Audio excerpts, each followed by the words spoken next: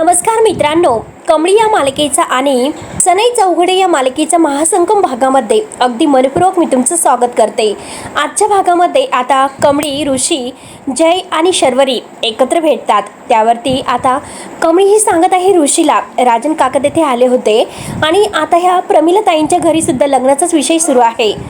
राजन काका काहीतरी सामूहिक विवाह सोहळ्याबद्दल बोलत होते, तेव्हा ते ऐकून ऋषी म्हणतो की अरे हे तर खूपच बेस्ट आहे, आपण त्या सामूहिक विवाह सोहळ्यातच त्यांचं लग्न लावून देऊया। तेव्हा आता कमळी म्हणते की नाही, हे बरोबर नाही। त्यावरती ऋषी म्हणतो की हे बघ कमळी, तुझा हेतू मला कळतो, पण कधी कधी चांगली गोष्ट करण्यासाठी काहीतरी आता कष्ट तर घ्यावीच लागतात। तेव्हा मात्र आता ही गौतमची जी काही अनिकासारखी एक फ्रेंड आहे, कारण गौतमवर प्रेम करणारी ती तर मात्र आता ही सर्व काही ऐकते आणि म्हणते की नाही, माझ्या गौतमचं लग्न आसावरी बरोबर लावतात का, मी यांचा प्लॅनच सक्सेस होऊन देणार नाही। आणि त्यात म्हणजे जय सुद्धा यामध्ये आहे। तेव्हा ती लगेच अनिकाला फोन करते आणि समेरा असं बोलते तर अनिका विचारते की कोण समेरा, अगं तुझी मेमरी लॉस आहे का, कालच आपण पार्टीमध्ये भेटलो होतो आणि तू लगेच विसरलीस का। म्हणते की हो ओळखलं, काय काम आहे। तेव्हा आता समेरा हे बघ, मला इम्पॉर्टंट तुझ्याशी बोलायचं आहे, तुम्ही इथून फोनवर नाही बोलू शकत, तू लोकेशन पाठव, मी येते। त्यानंतर आता इकडे अन्नपूर्णाच्या घरी मात्र कामिनी आणि रागिनी आता राजनला म्हणत असतात की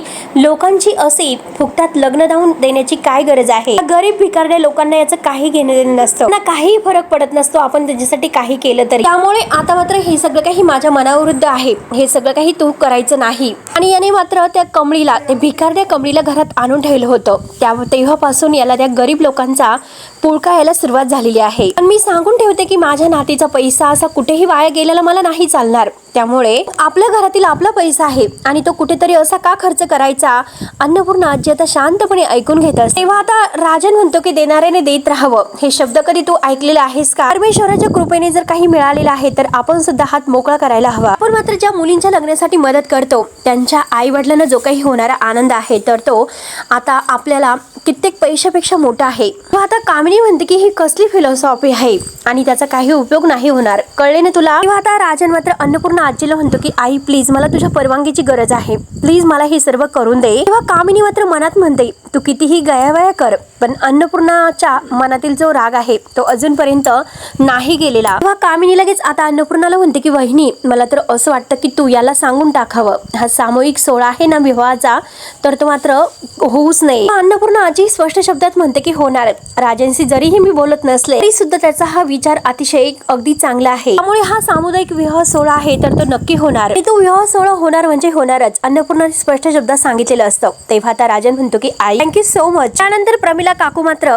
आता त्यांच्या मिस्टरांना हे सांगत असतात की तो हॉलला माणूस आलेला होता, तो पैसे मागतो, आपण जर भाडी नाही दिले तर 2 दिवसात हॉल खाली करावा लागेल। आणि जे काही कमळीचे काका आहे राजन काका, त्यांनी मात्र आपल्याला मोठ्या लग्न सोहळ्याची ऑर्डर दिलेली आहे सांगते। आता मात्र आसावरीचे बाबा म्हणतात की म्हणजे आता आपल्या मुलीचं लग्न तिथे करायचं आहे का, त्या सामूहिक विवाह सोहळ्यामध्ये। तेव्हा आता प्रमिला म्हणते की नाही हो, जेवणाची ऑर्डर मिळालेली आहे, ही सगळी स्वामींची कृपा आहे। तेव्हा सगळ्यांना आनंद होतो आणि तेवढ्यात शर्वरी आणि कमळी घरी येतात। तेवढ्यात मात्र आसावरीला बाहेर बोलावलं जातं। तेव्हा ती बाहेर येते तर तिचे बाबा म्हणतात की अगं बाय, माझं लोन मंजूर झालं, तू बघ तुझं लग्न कसं थाटामाटात होतं। तेव्हा आता आसावरीला धक्काच बसतो, तिचा चेहरा पडतो तर कमळी आणि शर्वरी सुद्धा हे ऐकतात, त्यांना सुद्धा आता हे नको असतं। आता शर्वरीला फार टेन्शन येते। कमळी विचारते की काय ग, काय झालं। शर्वरी म्हणते की पप्पांचं लोन मंजूर झालेलं आहे आणि आपण ताईला तर पळून जाऊन तिचं लग्न करायचं म्हणते। कमळी आता या सगळ्याची तर मला भीतीच वाटायला लागलेली आहे। तेव्हा आता कमळी म्हणते की हे बघ, तू टेन्शन घेऊ नकोस, आपण ऋषी सर आणि जय सर यांना बोलू आणि त्यांना सगळं काही सांगू। तेवढ्यात प्रमिला आहे आणि त्या ज्या मुली आहेत निंगी वगैरे, तर त्या ऑर्डरचे पैसे आणायला निघलेले असतात। प्रमिला बाहेर येते आणि विचारते की कोणाला काय सांगायचं, कशाबद्दल बोलतात। तेव्हा आता शर्वरी म्हणते की मम्मी, अगं आम्ही ऑफिस बद्दल विचार करत होतो। आणि तेवढ्यात आता प्रमिला म्हणते की बरं ठीक आहे आणि पोरींनो चला बरं। तेव्हा आता ती छोटी म्हणते की नाही मम्मी, बाहेर खूप ऊन आहे, तूच जा। प्रमिला म्हणते की काय पोरी, आणि प्रमिला आता एकटीच निघून जाते। शर्वरी तिच्या छोट्या बहिणीला म्हणते की अगं तू जायचं होतंस, आई एकटीच गेली। त्यावरती ती म्हणते की ताई, अगं तू नक्की जे काही आता पप्पा बोलत होते ते ऐकलं असेल ना, लोन मंजूर झालेलं आहे पण अजून ते जमा नाही झालेलं, आपण जर ताईचं लग्न सामूहिक विवाह सोहळ्यात केलं, ते पण तिला आवडणाऱ्या मुलाशी, लोन लोनचं मग टेन्शन नाही, आणि लोनचं जर टेन्शन नसेल तर पप्पावर सुद्धा काही ओझच नाही. आणि ताई थिंक पॉझिटिव्ह. तेव्हा आता निंगी म्हणते की अय्यो हे छोटा पॉकेट तर खूपच डेंजर आहे आणि खूपच डोसकं चालतंस ग तुझं. हुशार आहे बरं का तू. तू रोज माझ्या बरोबर राहत जा, तुझं आणखीन डोसकं चालेल. तेव्हा आता कमळी म्हणते की निंगे अगं कशाला तिचा आशिष करते. त्यानंतर आता इकडे ही तेजस्विनी खारोलकर नयनताराच्या घरी येते. नयनताराला हॅलो म्हणते. आता नयनतारा लगेच उठते आणि म्हणते की हॅलो, आणि एकमेकींच्या हातामध्ये हात देतात. आता इकडे तिकडे घर बघते आणि नयनताराला म्हणते की तू घराचं कौतुक करून घेण्यासाठी मला बोलावलेलं आहेस. तेव्हा नयनतारा म्हणते की मला तुला बोलवण्याचं हेच कारण होतं की आपण मात्र टेंडर बाबतीत जे काही डिटेल्स आहे तर त्याबद्दल डिस्कस करूयात. तेवढ्यात राधिका मात्र त्यांच्यासाठी पाणी वगैरे घेऊन येते. परंतु आता ही तेजस्विनी म्हणते की अरे तू तर खूपच म्हणजे इग्नोर आहे, कारण घरातील नोकरांना सांगावं लागत नाही, लगेच ते सगळं काही करतात. तेव्हा नयनताराला आणि राधिकाला राग येतो. नयनतारा म्हणते की ती माझी मोठी सून आहे. तेजस्विनी लगेच तिच्या हातातील ट्रे घेते आणि I am so sorry darling असं म्हणते. तिला हाय करून मिठी मारते. बस म्हणते तुझं नाव काय. तेव्हा आता राधिका तिचं नाव राधिका सांगते. तू नक्की काय करते, कारण तुझ्या सासूबाईंचा इतका मोठा बिझनेस आहे, मग नक्की तू त्यामध्ये काय हेल्प करते. त्यावरती राधिका काहीच नाही असं म्हणते. आणि तिचं माहेर कुठलं हे सुद्धा विचार. राधिका म्हणते की साताऱ्याजवळ एक गाव आहे तिकडे. तेव्हा नयनतारा राधिकाला म्हणते. राधिका लगेच आले बोलून आतमध्ये निघून जाते. तेव्हा आता लगेच राधिका आतमध्ये गेल्यानंतर हिचं बोलणं ऐकत असते. तेजस्विनी तिला नाव ठेवते. कसली मुलगी आहे, काहीच अगदी स्वतःची ओळख नाही, म्हणजे पहिल्यांदा आल्यानंतरच आता माणसाबद्दल कळत असतं. नयनतारा तिला उत्तर देते की अगं हे बघ तेजस्विनी कसं आहे, पहिल्या 5 मिनिटात आपण मोर्चाला जज करतो, परंतु त्यावरून आपली सुद्धा पर्सनॅलिटी कळते. रोहितची पसंती आहे आणि आता ती माझी मोठी सून आहे. राधिका मात्र तिला वाईट वाटतं आणि ती रडत असते. नंतर अनिका मात्र ह्या समीरेला आता रागिनी आणि कामिनी यांना भेटायला घेऊन येते. आता मात्र तिची ओळख करून देते. तेव्हा रागिनी म्हणते की हाय समीरा. कामिनी त्या दोघींना बघून म्हणते की अनिका आणि समीरा किती म्हणजे एकदम अशा परफेक्ट दिसतात, एकदम जुळ्या बहिणीसा. अनिका म्हणते की हे बघ तुझा टाइमपास झाला असेल तर समीरा काय म्हणते हे ऐकून घे. त्या सामूहिक सोहळ्याबद्दल मात्र आता कामिनी बोलत असते. तेव्हा समीरा म्हणते की मला तो सामुदायिक विवाह सोहळा आहे तर तो थांबवायचा आहे. त्यावरती कामिनी म्हणते की म्हणजे यासाठी तू माझी मदत घेण्यासाठी इथे आली, म्हणजे मी तुला मदत काय करायची, याच्यामध्ये माझा काय फायदा आहे. अनिका समीराला बाजूला व्हायला सांगते आणि ती ग्रॅनी आजीला समजा. कामिनी ऐकायला तयारच नसते. आणि हे बघ ग्रॅनी आजी तुला काहीतरी करावं लागेलच, आणि या सगळ्यामध्ये माझ्या ऋषीचं लग्न मात्र मला त्या गावछपची नाही होऊन द्यायचं, माझं लग्न त्याच्याशीच झालं पाहिजे. आता ही समीरा सुद्धा कामिनीला ग्रॅनी आजी प्लीज असं म्हणते. लगेच कामिनी तिला जवळ घेते आणि म्हणते की समीरा तू सुद्धा माझ्या नातीसारखीच आहे ग. सनई चौघडे तर वाजणारच, परंतु लग्न कुणाचं आहे आणि कुणाबरोबर होणार ते मी ठरवणार. त्यानंतर आता ऑर्डरचे पैसे घेण्यासाठी आता ही प्रमिला नयनताराच्या घरी येते. नयनतारा तिला बघून म्हणते की अरे वा प्रमिलाताई मात्र आता नमस्कार वगैरे करते. परंतु तेजस्विनी ही प्रमिलाताईंना पाहते. तिला रागच येतो. मनात म्हणते की ही बाई तर खरंच माझा पिच्छा सोडत नाही. नयनतारा तिला बसायला सांगतात तर लगेच आता ही तेजस्विनी म्हणते अगं नयनतारा काल जेवणाचे पैसे तू ऑनलाईन करून टाकायला हवे होते. त्यावरती आता लगेच प्रमिला म्हणते की हो त्या ऑनलाईन करत होत्या, परंतु मीच म्हटलं की नको, कारण बाजारामध्ये कॅश लागते. हे असल्या लोकांना घरापर्यंत बोलवायचं नसतं, इथपर्यंत आला म्हटलं लगेच ते वेगळा चार्ज लावतात. तेजस्विनी लगेच म्हणते की अगं साध्या घरातल्या मुली मात्र हे सर्व नाही हँडल करू शकत. त्यांचं राहणीमान, त्यांचं स्टेटस हे सगळं काही साधच असतं, त्या मात्र आपल्याशी नाही जुळून घेता येत. त्यामुळे तू या मुलाच्या बाबतीत चूक केली, परंतु दुसऱ्या मुलाच्या बाबतीत चूक करू नकोस, म्हणून ती राधिकाला आता टोमणं मारत असते. बिचारी राधिका रडत आहे. टेटसची चांगली एखादी मुलगी शोध आणि तुझ्या मुलाचं लग्न कर. त्यावरती आता प्रमिला ताई मात्र म्हणतात की हे बघा गरिबी काय असते, परंतु माणुसकी असायला हवी, जीवाला जीव देणारी माणसं हवी आहे. तेजस्विनी लगेच म्हणते की हो ना, आमच्या मुलांचं सुद्धा भविष्य तुम्हीच सांगा. प्रमिला ताई म्हणतात की भविष्य सांगायला मी कोणी ज्योतिषी वगैरे नाही. प्रमिला ताई म्हणतात की हे बघा आम्ही मात्र मेहनती कष्टाळू आहोत, जे व्हायचं असेल ते होईल. नयनतारा मात्र प्रमिला ताईंचं पैशाचं पॉकेट देत थँक्यू सो मच असं म्हणते. त्यानंतर मात्र इकडे आता हे समीरा आणि ही अनिका मात्र आता ह्या संदीप मॅनेजर आहे तर त्याच्याकडे आलेले असतात. तेव्हा तो विचारतो की ह्या कोण आहेत. तेव्हा समीरा म्हणते की तू तर बाय द वे मला ओळखतोस, पण आता ही कोण आहे मी तुला नंतर सांगते. तेव्हा संदीप विचारतो की हे माझ्यासाठी काय घेऊन आलीत. त्यावरती समीरा म्हणते की यावरचं कपडा तर बाजूला का, मात्र त्यांनी त्यामध्ये साडी चोळी वगैरे आणलेलं असतं. तर लगेच आता तो खूपच चिडतो. हा कसला मूर्खपणा आहे. अनिका त्याला म्हणते की आवाज खाली. मूर्खपणा तू केलास कारण हे घालण्याची वेळ आहे ना तुझ्यावर येणार आहे, त्यामुळे तू घालू शकतो. तेव्हा समीरा म्हणते की अरे जिच्या बरोबर तू लग्न करण्याचे स्वप्न पाहतो ती मात्र आता त्या गौतम बरोबर पळून जाणार आहे. अनिका म्हणते की ते दोघं मात्र तेथे त्या सामूहिक विवाह सोहळ्यात लग्न करणार आहे. तेव्हा हा संदीप मॅनेजर रागाने ती ताट फेकून देतो. तो खूपच चिडतो की तुमची हिंमतच कशी झाली माझ्या लग्नाचं तुम्हाला ठरवण्याची, आणि समीरा हे बघ इथे आलीच कशी. तो त्यांना रागाने जायला सांगतो तर अनिका म्हणते की अगं तू तर बोलली होती की आपल्या टीम मध्ये नक्की येईल म्हणून. समीरा म्हणते की हे बघ मी त्याला नंतर बघते, चल लेट्स गो. त्या दोघी तेथून निघून येतात. त्यानंतर आता इकडे शर्वरी, जय, ऋषी आणि कमळी एकमेकांना भेटतात एका चहा टपरीवर.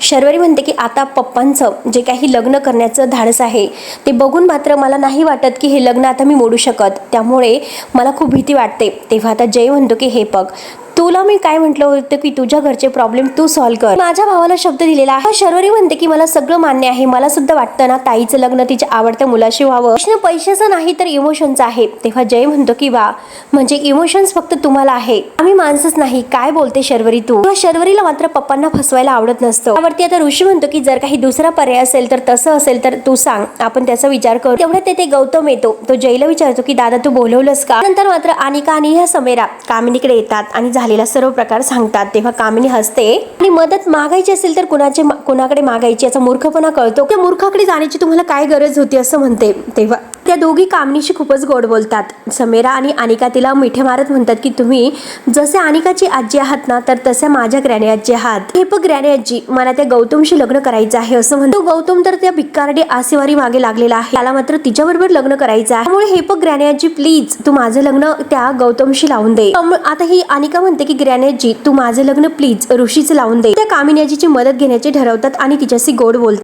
त्यांना काहीतरी प्लॅन सांगते. त्यानंतर इकडे मात्र गौतम हा जयला खरंच मिठी मारते. जयने त्याला प्रॉमिस केलेलं असतं की तुझं लग्न आसावरीशी होईल म्हणून आता गौतमला फारच आनंद झालेला असतो. गौतम विचारतो की तुझं हे सगळं कसं करणार आहे. आता जय म्हणतो सामूहिक विवाह सोहळा. आता गौतम म्हणतो की परंतु हे सगळं आई नाही स्वीकारणार. त्यावरती जय म्हणतो की अरे मूर्ख आहेस का तू, आईला कशाला माहिती करायची, आणि तू विचार केलास का आई काही तुझं आणि आसावरीचं लग्न थाटामाटात लावून देणार आहे का, सगळं आपल्याला गुपचूप करायचं आहे. त्यावरती आता गौतम विचारतो की तू माझ्यासाठी आईशी खोटं बोलणार का. तेव्हा आता जय आता शर्वरीकडे बघत म्हणतो की सध्या मात्र काही लोकांना फॅमिली काय म्हणेल जग काय म्हणेल याचा झटका यायला नकोय. तेव्हा आता ऋषी शर्वरीला समजावतो तुझ्या घरच्यांचा विचार करतेस ही चांगली गोष्ट आहे, पण हे बघ आसावरी आनंदात राहावी हेच तुझ्या आई वडिलांना सुद्धा वाटतं ना, त्यामुळे आता तू ठरवायचं आहे की आसावरीचा आनंद नक्की कशात आहे. आसावरी हे लग्न करायला तयार होते, म्हणते की आपण हा सामूहिक विवाह सोहळ्यात लग्न करूया. जय आपला हात पुढे करतो आणि म्हणतो की जे काही होईल ते आता आपण सगळ्यांनी मिळून करायचं आहे तर, आणि सगळेजण मात्र आता त्याच्या हातामध्ये हात देतात. कमळी म्हणते की हे करून आसावरी ताई जर खुश राहणार असेल तर मी सुद्धा तयार आहे. कमळी सुद्धा हात ठेवते. त्यानंतर मात्र इकडे कामिनी ठरवते की काही झालं तरी हे लग्न मी नाही होऊन देणार, हा सामूहिक सोहळा विवाह हा कामिनीचा डाव असेल. त्यानंतर इकडे कमळी, निंगी आणि शर्वरी रूममध्ये असतात. आता ह्या सामूहिक विवाह सोहळ्यामध्ये नाव नोंदणी करण्यासाठी आता आसावरी ताईला घेऊनच जावं लागेल असे शर्वरी म्हणून तिला घरातून बाहेर कसं काढायचं तेच कळत नाही, म्हणून ती स्वामींना काहीतरी कर चमत्कार असं म्हणून हात जोडते. कमळी म्हणते की आपण काहीतरी कारण देऊ की तुझ्या ऑफिसमध्ये काहीतरी काम आहे आणि तेथे ताईची गरज आहे असं सांगू. शर्वरी म्हणते की नाही अगं तू माझ्या मम्मीला नाही ओळख, 100 प्रश्न विचारले त्यापेक्षा सॉलिड असं काहीतरी रिझन पाहिजे, आणि आता मात्र मला खोटं बोलण्याची भीती वाटते. निंगी म्हणते की काय बोलतेस, एकदम इतकं मोठं काम करतेस आणि खोटं बोलायची भीती वाटते असं म्हणते. मावशीने मला तुमच्याबद्दल सांगितलेलं आहे तू तर खूपच ड्रामा क्वीन आहे असं म्हटली. तर शर्वरी म्हणते की अगं मला काही ड्रामा क्वीन बनण्याची हौस आहे का, सांगितलं ना काल ही जी काही सिच्युएशन आहे ती वेगळी आहे, जर काही तुला सुचत असेल तर सांग लवकर, आणि जर ताईला हे सर्व कळाले तर ती आपल्यासोबत नाही येणार. एवढ्यात मात्र तिथे छोटी येते. छोटी म्हणते की अगं शर्वरी ताई सॉलिड प्रॉब्लेम झालेला आहे. आता गौतम बांदेकर आहे त्यांच्या घरून फोन आला होता आणि काहीतरी प्रथा आहे असं म्हणून ते पूजेला घरी येणार आहेत. आता शर्वरी ते डोक्याला हातच लावते आणि स्वामी आता आजच तुम्हाला पाठवायचं होतं का त्यांना घरी. कमळी म्हणते की आता आपण कसं न्यायचं. तेवढ्यात तेथे आसावरी येते. आसावरी म्हणते की कुठे न्यायचं आहे मला, तुम्ही कशाबद्दल बोलतात. तर शर्वरी म्हणते की कुठे काय काहीच नाही, कमळीला काहीतरी मदत हवी आहे, तिचं काहीतरी महत्वाचं काम होतं असं मुद्दाम शर्वरी आता खोटं. ताई तू सुद्धा आमच्या सोबत चल ना. तर आता आसावरी म्हणते की नाही ताई अगं मला नाही जमणार कारण पूजा आहे ना घरी. तेवढ्यात प्रमिला तेथे येते. तर आता लगेच पाहुणे आलेले आहेत तर बाहेरून आवाज येतो. तेव्हा प्रमिला ही शरूला म्हणते की तू चहा पाण्याचं बघ, कमळी तू मदत कर, अनु तू ताईला मदत कर. तेवढ्यात मात्र आता हे पाहुणे म्हणजे पाहुणे कोण आहे तर संदीप मॅनेजर आणि आता त्याची आई आलेली असते. तेव्हा आता प्रमिला आणि तिचे मिस्टर त्यांचं स्वागत करतात आणि त्यांच्याबद्दल विचारतात. त्यावरती आता कमळी आणि शर्वरी तेथून आता आतमध्ये जातात आणि तोपर्यंत आता ह्या संदीपकडे काही तिचं लक्ष गेलेलं नसतं. आणि माझी लाडकी सून येणार आहे, आता आसावरीला मी सगळ्या रीतीभाती शिकवणार आहे. आजकालच्या मुलांना रीतीभातीचं काहीच नसतं, म्हणून आता ह्या संदीपची आई मस्त गप्पा करत असते. तेवढ्यात प्रमिला आत येते आणि कमळी आणि शर्वरीला विचारते की चहा झाला का. हे बघ आलं वगैरे टाक, कारण बाईचा होणारा नवरा आहे त्याला आल्याचा चहा फारच आवडतो. ते जर जेवायला थांबले तर आपल्याकडे पालेभाज्या नाहीत, त्यामुळे मी निंगीला पाठवते. तोपर्यंत मात्र आता आसावरीचे वडील विचारतात की पूजेसाठी काय काय करायचं. तेव्हा आता संदीपची आई म्हणते की हो, गुरुजी येतीलच आणि ते सांगतील की काय काय करायचं आहे. म्हणजे लग्ना अगोदर मुलीच्या घरी शांती केली जाते आणि त्यावेळेस मात्र मुलीचा चेहरा झाकलेला असतो. तिने उपवास करायचा असतो. आसावरीने उपवास केलेला आहे ना, तसं मी सांगितलं होतं. तेव्हा आता तिचे वडील म्हणतात की धरला असेल. त्यावरती आता ती म्हणते की हे बघा, मात्र साधारण तासभराची पूजा असते, त्यानंतर उपवास सोडला तरी चालतो. त्यानंतर इकडे कमळी आणि शर्वरीला टेन्शन येते. आता आपल्याला ताईला तिकडे सामूहिक विवाह सोहळ्यात न्यायचं आहे आणि इकडे तर ही पूजा, मग कसं न्यायचं बरं. मला तर एकच कळत नाही की हे लग्न होणार नाही, मग प्रथा कशाला, त्यांनी यायलाच नको होतं. आणि आता तेवढ्यातच शर्वरीच्या डोक्यात एक प्लॅन येतो, कारण पूजेला मात्र ताईच्या जागी दुसऱ्याला कुणीतरी बसवायचं.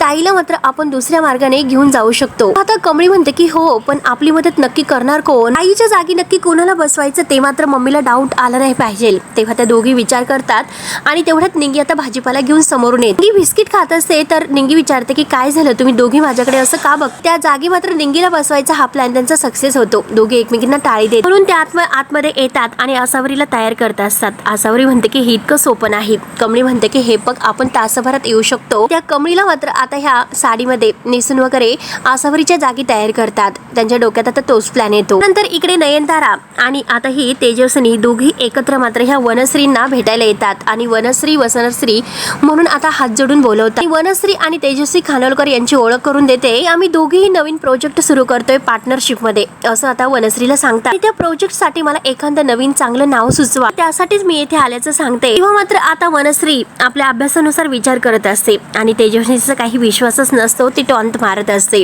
त्यानंतर इकडे पूजेची गुरुजी तयार करते. आता मात्र शर्वरी आसावरीला घेऊन बाहेर येते. तिच्या डोक्यावर ओढणी बांधलेली असते आणि डोळ्यांना चष्मा, निंगीचा लुक केलेला असतो. तेव्हा आता प्रमिला म्हणतात की शर्वरी, मम्मी माझं आता काहीतरी काम आहे ऑफिसमध्ये, मी लगेच येते आणि हिला सुद्धा हॉस्टेलवरून काहीतरी सामान आणायचं आहे, आम्ही दोघी लगेच येतो. प्रमिला म्हणते की ठीक आहे, लवकर या. आता निंगी साडी वगैरे नेसलेली असते आणि ती कमळीला म्हणते की अगं कमळे, मला नाही वाटत हे होईल म्हणून माझ्याकडून. कमळी निंगीला समजावते, अगं तू असं का करते, कशाला टेन्शन घेते, सगळं काही नीट होईल. आता ही छोटी आहे तर ती म्हणते की जरा हळूच बोला. कमळी मात्र निंगीला समजावते. हे गेलो आणि हे आलो म्हणून कमळी आता बाहेर जायला निघते. पुढ्यात मात्र आता हा जो काही संदीप मॅनेजर आहे तो आणि त्याच्याही पूजेला बसतात आणि त्याच्या मागून कमळी आता बाहेर जायला निघते आणि म्हणजे कमळीने त्याचा चेहरा बघितलेला नसतो. तेव्हा प्रमिला विचारते की तू कुठे निघालीस.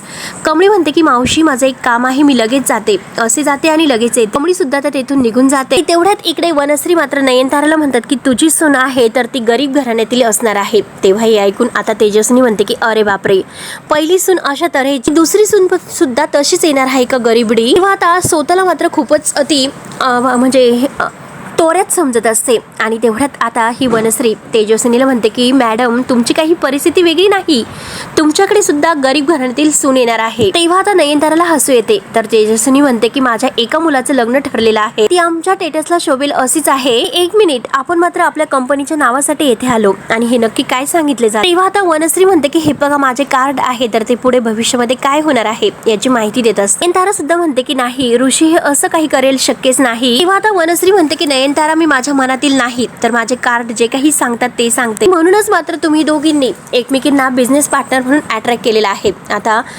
या दोघींना मात्र धक्काच बसलेला असतो. त्यानंतर आता इकडे निंगी तयार होते. निंगीच्या डोळ्याला चष्मा नसतो म्हणून ती चालण्याची प्रॅक्टिस करत असते. तेव्हा आता ती छोटी म्हणते की मी एक चुटकी वाजवली तर डावीकडे जायचं आणि 2 चुटके वाजवले तर उजवीकडे जायचं. निंगी म्हणते की जर मला सरळ चालायचं असेल तर. तेव्हा ते छोटी म्हणते की मी पापा असं करेल. गुरुजी म्हणतात की मुलीला घेऊन या. प्रमिला लगेच उठते आणि बोलवते असं म्हणतो. प्रमिला आता ही आसावरीला आवाज द्यायला येते, बाय. बाय लवकर ये पूजेसाठी. आता छोटी म्हणते की हो मम्मी रेडी आहे, येतो. तेव्हा आता ही छोटी मात्र निंगीच्या डोक्यावर पदर टाकते. निंगीला बाहेर घेऊन येतानंतर आता इकडे ही शर्वरी आणि आसावरी कमळीची वाट बघत असतात. कमळी धावतच येते आणि ऋषी सर नाही आले का असं विचारते. तेव्हा लगेच आसावरी म्हणते की शरू प्लीज ऐक ना, मला हे सगळं नाही पटत. आता शर्वरी म्हणते की हे बघ ताई, तू काही बोलू नकोस, फक्त चल. तेवढ्यात अनिका आणि समीरा मात्र तिथून लांबूनच ह्या तिघींना पाहतात.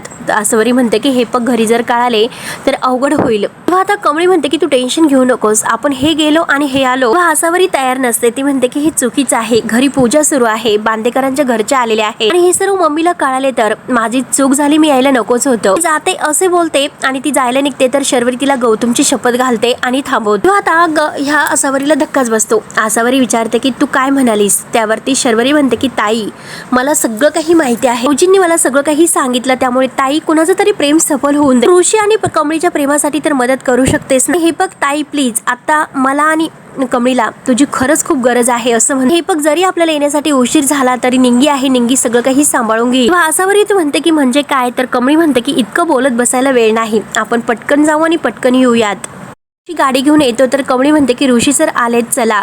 त्यावरती शर्वरी म्हणते की तुम्ही तोपर्यंत पुढे जा आणि प्रोसेस सुरू करा. आता ऋषी विचारतो की कमळी ओके का, चला बसा. मग आसावरी विचारते की आता प्रोसेस कसली. मात्र आता सगळेजण हे आसावरीकडे बघत असतात. तर मित्रांनो, आता सगळेजण आसावरीला काय उत्तर देणार हे बघायला विसरू नका. तोपर्यंत धन्यवाद.